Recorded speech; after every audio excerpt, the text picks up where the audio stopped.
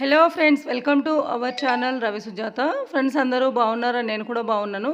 ఈరోజు నేను ఇంకొక మంచి వీడియోతో మీ ముందుకు వచ్చేసాను. ఫ్రెండ్స్, ఈరోజు మనం చెప్పుకోబోయే టాపిక్ ఏంటంటే చాలా ఇంట్రెస్టింగ్గా ఉంటుంది. ప్రతి ఒక్కరికి ఈ వీడియో యూజ్ అవుతుందని నేను అనుకుంటున్నాను. ఇప్పటి వరకు ఎవరైనా సబ్స్క్రైబ్ చేసుకొని వాళ్ళు ఉంటే తప్పకుండా సబ్స్క్రైబ్ చేసుకోండి. అలాగే లైక్ చేయండి, షేర్ చేయండి, కామెంట్ చేయండి. వీడియోని మాత్రం లాస్ట్ వరకు పూర్తిగా చూడండి ఫ్రెండ్స్.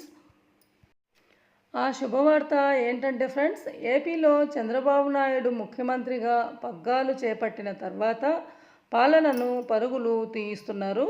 గత ప్రభుత్వంలో చోటు చేసుకున్న లోటుపాట్లను పరిశీలించి అవి తమ ప్రభుత్వంలో తలెత్తకుండా జాగ్రత్తగా అమలు చేసుకుంటూ వస్తున్నారు. కొద్ది రోజుల క్రితమే రైతులకు సూక్ష్మ సేద్య పథకాన్ని ప్రకటించిన చంద్రబాబు ప్రభుత్వం తాజాగా అన్నదాతల కోసం మరో నిర్ణయాన్ని అమలు చేయబోతోంది. ఈ పంటలో నమోదైన రైతులకు ఉచిత పంటల బీమా పథకాన్ని వర్తింపజేస్తుంది. ప్రభుత్వ హయాంలో రైతులకు సంబంధించి తీసుకున్న నిర్ణయాలను చంద్రబాబు ప్రభుత్వం వరుసగా సమీక్షించుకుంటూ వస్తోంది. దీనిలో భాగంగానే పంట బీమా నమోదులో అన్నదాతల వ్యయ ప్రయాసాలను తగ్గించేందుకు ఈ పంటలో నమోదైతే చాలు అని ప్రకటించింది. వచ్చే రబీ సీజన్ నుంచి 2019లో వైసీపీ ప్రభుత్వం రాకముందు ఏ విధానమైతే ఉందో దాన్ని వర్తింపజేస్తోంది. ఈ విధానాన్ని మంత్రివర్గ ఉపసంఘం సిఫార్సు చేసింది. ఇప్పటికే రాష్ట్రంలో ఖరీఫ్ సీజన్ ప్రారంభమైంది.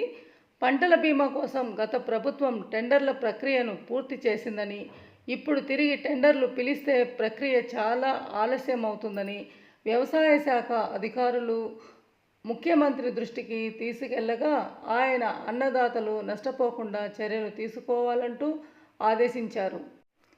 ప్రస్తుతం ఉన్న ఖరీఫ్ సీజన్కు పాత విధానమే అమలు చేసి వచ్చే రబీ సీజన్ నుంచి కొత్త విధానం అమలు చేయాలని వ్యవసాయ శాఖ అధికారులు నిర్ణయించారు.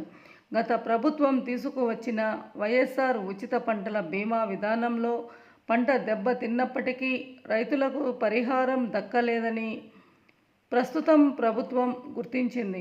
పంటల బీమా అమలుపై మంత్రులు నాదెండ్ల మనోహర్, అచ్చెన్నాయుడు, పయ్యావుల కేశవ్ ఆధ్వర్యంలో మంత్రివర్గ ఉపసంఘం ఏర్పాటు చేస్తున్నారు.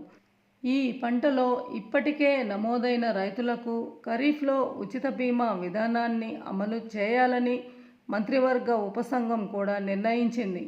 రబీ సీజన్కు మాత్రం రైతులు తమ వాటాలను చెల్లించాల్సి ఉంటుంది. ఫ్రెండ్స్, వీడియో మొత్తం లాస్ట్ వరకు చూశారు కదా, మీకు నచ్చే ఉంటుందని నేను అనుకుంటున్నాను. అందరూ తప్పకుండా లైక్ చేయండి, షేర్ చేయండి, కామెంట్ చేయండి. సబ్స్క్రైబ్ మాత్రం తప్పకుండా సబ్స్క్రైబ్ చేసుకోండి ఫ్రెండ్స్. ఒక్క సబ్స్క్రైబ్ అయితే నాకు 1500 సబ్స్క్రైబర్స్ అవుతారు. ఓకే ఫ్రెండ్స్, ఇంకొక మంచి వీడియోతో తొందరలోనే నేను మీ ముందుకు వస్తాను. Okay friends, thank you, bye.